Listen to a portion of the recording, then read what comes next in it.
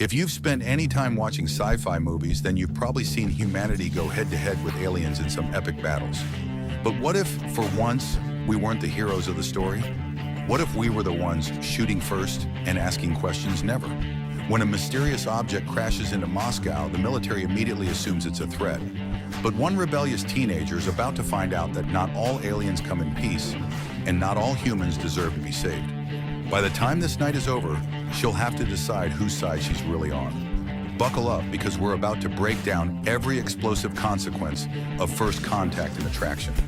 This girl is about to have the worst night of her entire life, and she doesn't even see it coming.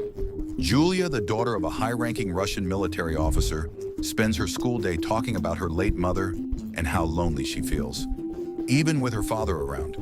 Meanwhile, their teacher is busy explaining an upcoming astronomical event, a meteor shower set to light up the night sky. A nerd named Google, who clearly has a thing for Julia, keeps trying to help her answer questions in class, but she's not interested.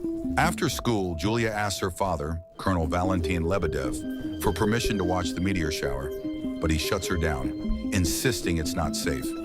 Not one to take no for an answer, she calls her rebellious boyfriend, Tioma, who convinces her to sneak out. After all, it's a once-in-a-lifetime event. That night, Tioma picks her up, and they head to a rooftop where a crowd has already gathered for the show. Julia catches up with her best friend Svetlana, but before long, she and Tioma slip away to have their own fun in Svetlana's apartment, leaving her alone on the rooftop. Meanwhile, deep in space, an unidentified craft is moving through the solar system until disaster strikes. A stray meteor smashes into it, sending the ship spiraling toward Earth at terrifying speed. And Julia? She has no idea that the night she thought would be unforgettable is about to become one she'll wish she could forget. The Russian military picks up something strange on their radar, an unidentified object hurtling toward Earth at breakneck speed. When it doesn't respond or slow down, they do what any self-respecting defense force would: fire missiles at it. The impact forces the ship to lose speed, but it's still on a crash course straight for the city. The fallout is immediate and catastrophic. Buildings crumble, streets are obliterated, and Svetlana's apartment is one of the first to be wiped out, taking her with it. Julia and Tioma barely avoid getting thrown off the rooftop as the destruction unfolds beneath them. By the time the ship finally grinds to a halt, the city is in ruins, and hundreds of lives have been lost. With no time to waste, the Russian military locks down the impact zone. Colonel Lebedev and Mikhail Polskin, a high-ranking official, approach the wreckage with a team of armed soldiers, ready for anything. As they make first contact, they come face to face with an ancient alien species, one that clearly understands their presence, but communicates in an unfamiliar language. While some military leaders push for an all-out attack, Lebedev takes a different approach. He reports to his superiors that an agreement has been made. The aliens will be left alone to repair their ship, as long as no one interferes. But not everyone is on board with this plan. And if history has taught us anything, it's that humans don't always play nice when visitors drop by unannounced. Julia wakes up to a nightmare. Her best friend is gone, the city is in ruins, and her father is leading the military operations surrounding the crash site. The news confirms what she already suspects. The aliens are being contained within a 1-kilometer quarantine zone, and the situation is far from over. After leaving the hospital, she mourns Svetlana's death before her father brings her home to stay with her grandmother for the time being. Despite the chaos, school is still in session, and the topic of the day is extraterrestrial life. While the teacher is excited about first contact, the students aren't as thrilled. Many have lost friends and family, and frustration is mounting. The military isn't doing anything, at least not in the way they want. Determined to take matters into her own hands, Julia secretly swipes her father's gun and heads to Tioma's hideout. There she finds him and his gang brewing an online smear campaign against the aliens. But Julia wants more than just angry comments. She wants payback. She convinces them to sneak into the quarantine zone, slipping past security through an old processing plant. Once inside, the group splits up. Tioma and his friends search a nearby building, stumbling upon a strange alien object that appears to have crashed through the ceiling. Meanwhile, Julia ignores Tioma's orders to stay put and heads to Svetlana's apartment. That's when things take a turn. An alien suddenly appears, startling her. But before she can react, it stops her from falling and even tries to communicate. Just as it seems like things might not be as they seem, Tyoma and his crew arrive, guns blazing. They attack the creature, causing it to slip and plummet down below. And just like that, first contact turns into an all-out disaster. Tyoma and his crew waste no time getting up close to their downed target. That's when they make a surprising discovery. The creature bleeds just like a human, but the truth is even stranger. The alien they attacked was actually wearing an exoskeleton, and beneath the armor is something unexpected.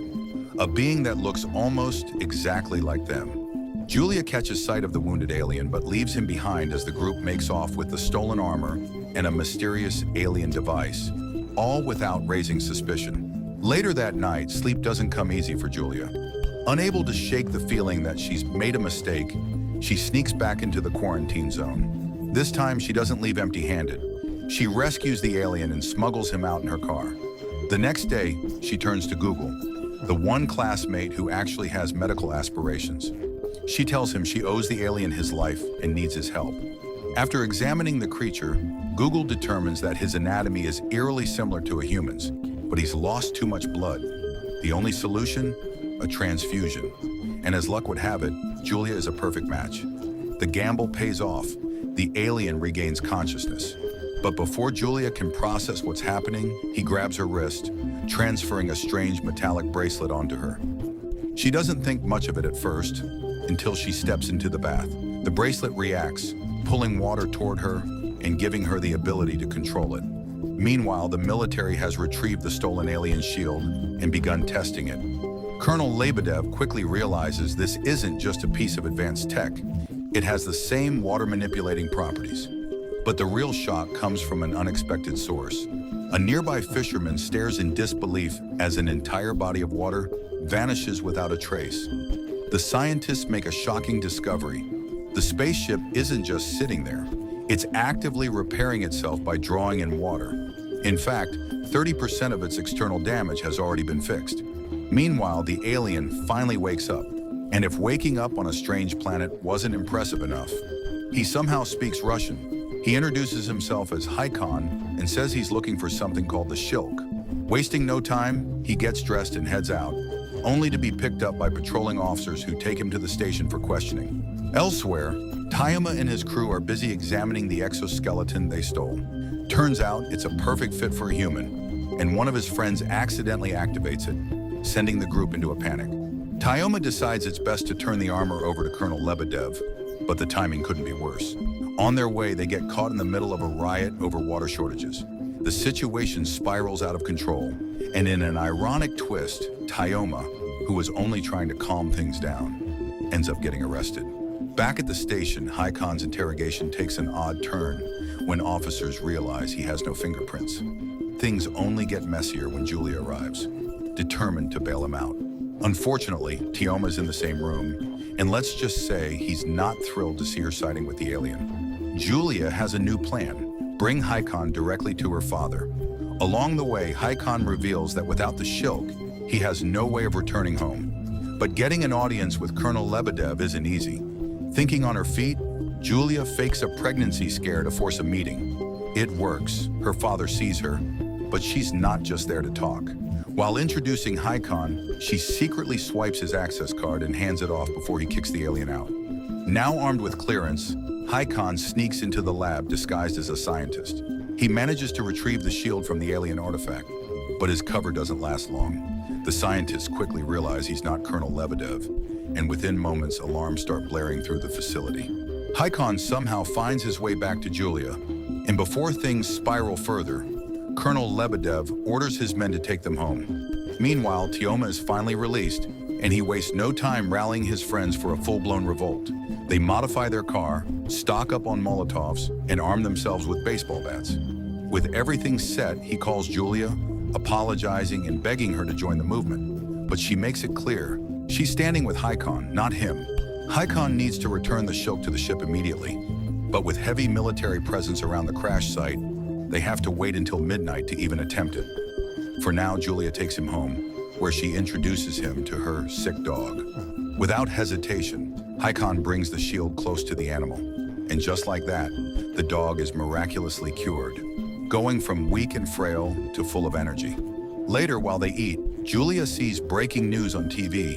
Hikon is now a military fugitive. Just as she processes this, her father's convoy pulls up outside. No time to argue, no time to pack, they bolt. As they escape, Hikon casually drops a warning. Smoking is bad for her health. Meanwhile, the anti-alien movement is picking up steam. A viral video paints the aliens as a threat, claiming humanity must defend Earth from these superior beings. Turns out it's Tayoma and his crew pulling the strings, using social media to turn public fear into full-blown outrage. Julia and Hikon make a quick stop at Google's place to borrow some clothes, then head straight to a concert, one of the few places Colonel Lebedev won't be searching. In the middle of the crowd, Hikon takes Julia's hand and gives her a glimpse of his home planet. He warns her that humans must stay away from the alien ship because if they get too close, Saul will destroy it to prevent their technology from falling into the wrong hands. Unfortunately, one of Tayoma's friends spots them and wastes no time spreading the news. Fueled by jealousy, Tayoma sees red. After the concert, Julia sneaks Hikon through an abandoned building to get him back to the ship. Just as things seem to be falling into place, the moment takes a romantic turn. They share a kiss, and Julia finally admits how she feels. But their moment is cut short when Tayoma and his gang ambush them. The group pounces on Hikon, beating him mercilessly. When Tayoma slaps Julia, Hikon decides he's had enough. He effortlessly takes them down, proving just how outmatched they are. But things take a dark turn when one of Tayoma's friends fires a gun, only to hit Ruslan instead. Panic sets in, and Tayoma and his crew flee as the guards arrive. But Tayoma, now consumed by grief and rage, refuses to take the blame. Instead, he twists the truth, spreading the lie that the alien killed his best friend.